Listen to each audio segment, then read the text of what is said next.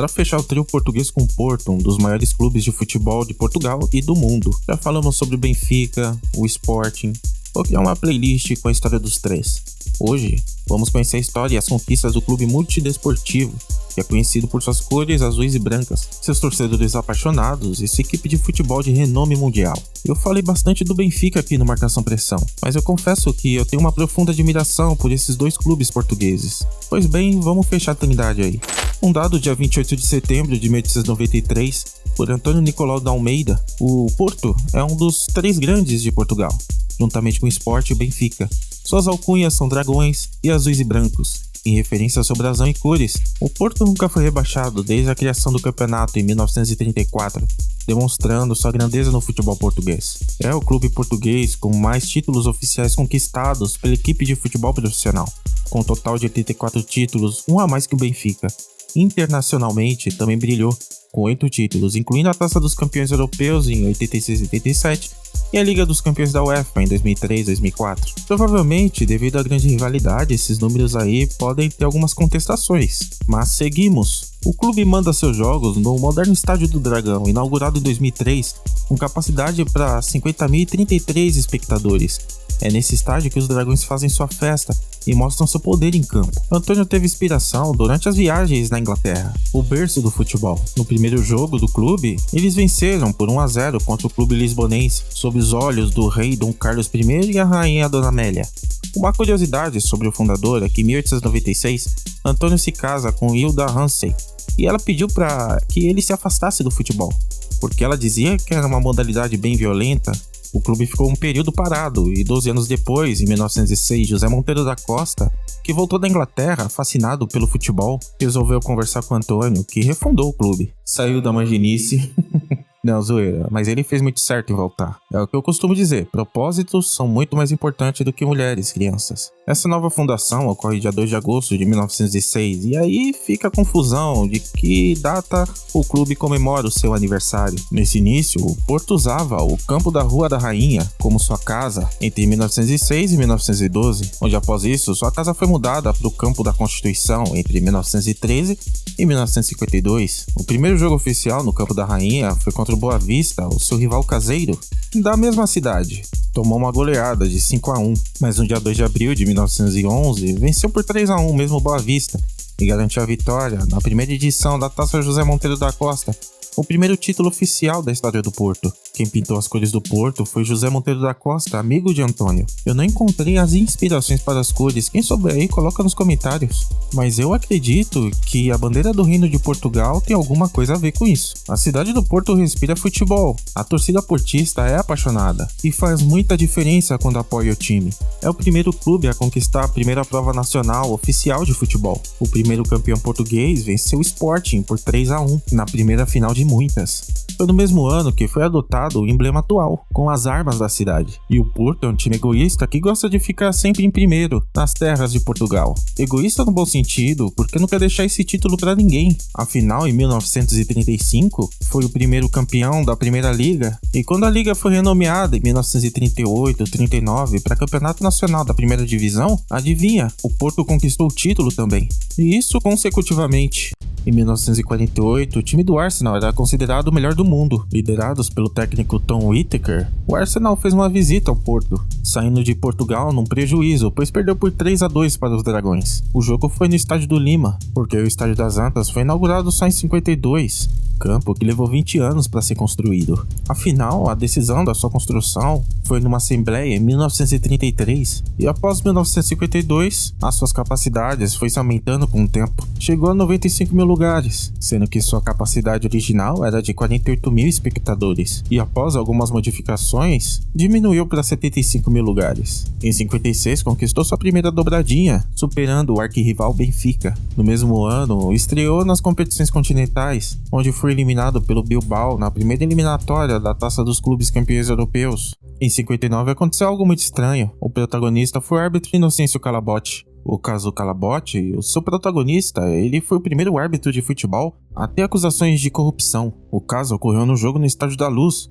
entre o Benfica e o Clube União Fabril. O Porto chegava à última rodada com o mesmo número de pontos do Benfica e uma vantagem de 4 gols ao rival. Nessa rodada, o Porto enfrentou o Torrense e venceu por 3-0, mas teve que esperar pelo final entre o Benfica contra o Fabril. Segundo o site oficial do Porto, o árbitro Inocêncio Calabote prolongou para além das regras a partida e ainda marcou 3 pênaltis para o time de Lisboa. Só que no final, os Dragões que fizeram a festa. Enquanto Calabote, ele foi banido na temporada seguinte, e não pelos 3 pênaltis, mas por ter mentido no relatório pós-jogo. Um dia, quem sabe, eu posso contar essa história melhor. Ficou 19 anos na seca de títulos nacionais, mas no dia 11 de junho de 78, essa seca acabou. E no ano seguinte veio o bicampeonato. Uma nova era se iniciou em 82 com o presidente Jorge Nuno Pinto da Costa, uma era de títulos.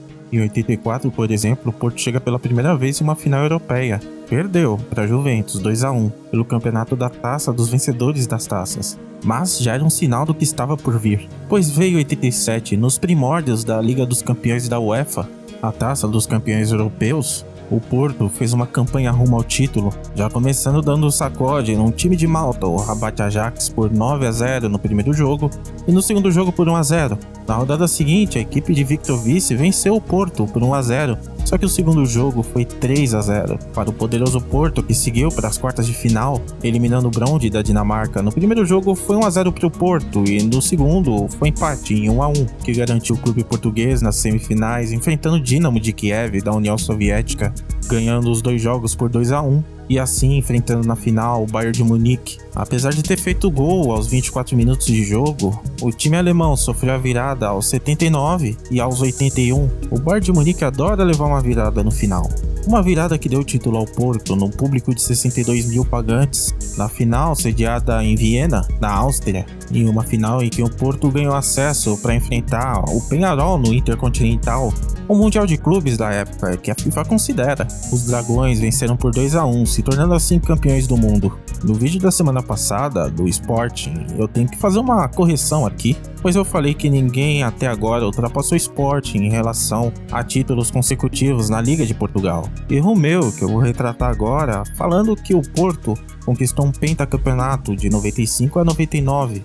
Esse sim, ninguém até agora ultrapassou. Com os técnicos Bob Robson nos 2 primeiros anos, Antônio Oliveira nos 2 anos seguintes e por último Fernando Santos, fechando assim o pentacampeonato e totalizando na conta do Porto 18 títulos da Liga de Portugal. Em 2002 o Porto contrata um técnico do União de Leiria chamado José Mourinho. Hoje é uma lenda, você quer goste ou quer não, dos seus planos táticos. Eu particularmente não gosto do modelo de jogo dele, mas isso não significa que eu não acho os seus métodos vencedores. Zé Mourinho é um vencedor, é o Special One. Em que em janeiro de 2002 ele foi escolhido para substituir Otávio Machado no comando do Porto. E foi no meio da temporada 2001-2002. Em um total de 15 jogos ele venceu 11, empatou 2 e perdeu 2. E no final ele bancou, disse que na próxima temporada eles seriam campeões. Identificou jogadores chaves: Vitor Bahia, Ricardo Carvalho, Jorge Costa, Costinha, Deco, Alinchev, Elder Postiga, trouxe Maniche, Jan Kauskas, Paulo Ferreira, Nuno Valente e Derlei. Em 2003 veio o Campeonato Português com 27 vitórias, 5 empates e 2 derrotas. Venceu a Taça de Portugal contra o seu clube anterior, União de Leiria. E aí naquele ano veio também a Copa da UEFA. Logo no primeiro jogo já fez 6-0 no Polônia-Varsóvia. Era só fazer um banho-maria no segundo jogo. Na segunda partida, o Áustria Viena perdeu os 2 jogos para os Dragões. Na terceira fase, o Lens, da França, perdeu por 3-0. Venceu os portugueses por 1-0 no segundo jogo, mas isso não era o suficiente. Às oitavas de final, o Porto enfrentou o turco Denizlispor, que venceu o primeiro jogo por 6-1 e empatou o segundo jogo em 2-2. Nas quartas de final, o grego Panathinaikos venceu o primeiro jogo, mas no segundo jogo tomou a virada e perdeu por 2-0. Na semifinal, o Porto aplicou outra goleada, vencendo por 4-1 a Lazio. E o segundo jogo não precisou de muita coisa e empatou em 0-0. E a final contra o Celtics, um jogão em que no tempo normal foi 2-2. E lá no Estádio Olímpico de Sevilha, que foi sede da final, o público viu a prorrogação e o gol de Derlei, dando assim mais um título continental para o Porto. Só que não ficou por aí.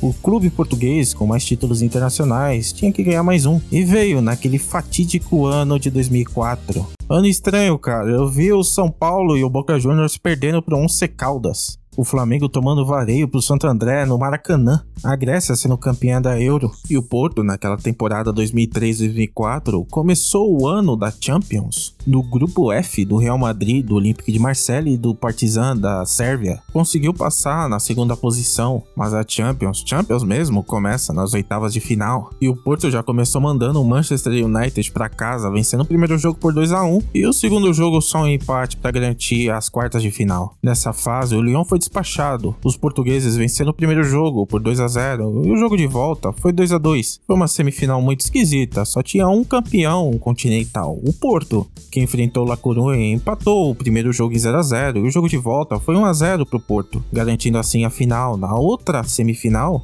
foi Mônaco contra Chelsea, o Chelsea que não é esse Chelsea que a gente conhece. Para os mais jovens, o Chelsea era uma novidade e apanhou do Mônaco. E a final foi o Mônaco contra o Porto, onde foi 3-0 para os portugueses, com gols do Carlos Alberto, esse mesmo, que tomou um olé do Arrascaeta. Deco e Alinchev fecharam a goleada. Porto bicampeão continental e José Mourinho iniciava a sua trajetória lendária. Na verdade se iniciou na temporada passada, né? Mas essa temporada ele ganhou uma Liga dos Campeões. No ano de 2009, Porto conquistou o tetracampeonato da Liga de Portugal. Jesualdo Ferreira, aquele mesmo que treinou o Santos, se tornou o primeiro técnico português a conquistar um tricampeonato. Tetra do Porto e tri de Jesualdo. Seu último título internacional foi em 2011, com a equipe de André Vilas-Boas venceram a Liga Europa frente ao Braga com um gol de Falcão em Dublin. Aquela foi a primeira final entre clubes portugueses e um campeonato continental. A sua última sequência em uma Liga de Portugal foi em 2013-14 até 2015-16, conquistando o tricampeonato. No primeiro título com André Vilas-Boas e nos dois últimos com Vitor Pereira, que vocês conhecem muito bem também. De lá pra cá foram mais 3 títulos, totalizando 30 da Liga de Portugal. Entre o trio português, ele impera nos derbys. Fernando Gomes, jogador que atuou no Porto entre os anos 70 e 80, é o maior marcador da história do clube, com 355 gols. João Pinto, hoje com 61 anos, foi o jogador que mais vestiu a camisa do Porto, com 587 partidas. No ranking da artilharia, você pode ver tanto o Jardel, com 168 gols, quanto Aloísio, com 474 partidas. Hoje conta com um elenco que tem bastante português e bastante brasileiro. Os brasileiros mais conhecidos no elenco atual, Gabriel Veron e Pepe. Para você, quem é o maior clube português de todos os tempos? Benfica tem muitos títulos nacionais e o Porto tem muitos títulos internacionais. E a realidade é que o Sporting costuma ficar atrás dos dois. Mas há algo muito interessante em relação ao Sporting. Eles sempre tiveram uma ótima estrutura. Graças a Visconde de Alvalade, avô do fundador e o primeiro presidente da história do Sporting, eles tiveram um certo pioneirismo em relação às suas estruturas. Contudo, a casa de concentração que Otto Glória criou no Benfica foi de suma importância para o desenvolvimento do futebol. E com isso, fechamos o trio. E na semana que vem entraremos em um outro assunto. Quero falar sobre uma excelente ideia de um inscrito em relação ao jogo dos Estados Unidos contra a Inglaterra no Pacaembu em 1950 pela Copa do Mundo. Espero vocês lá, valeu, falou!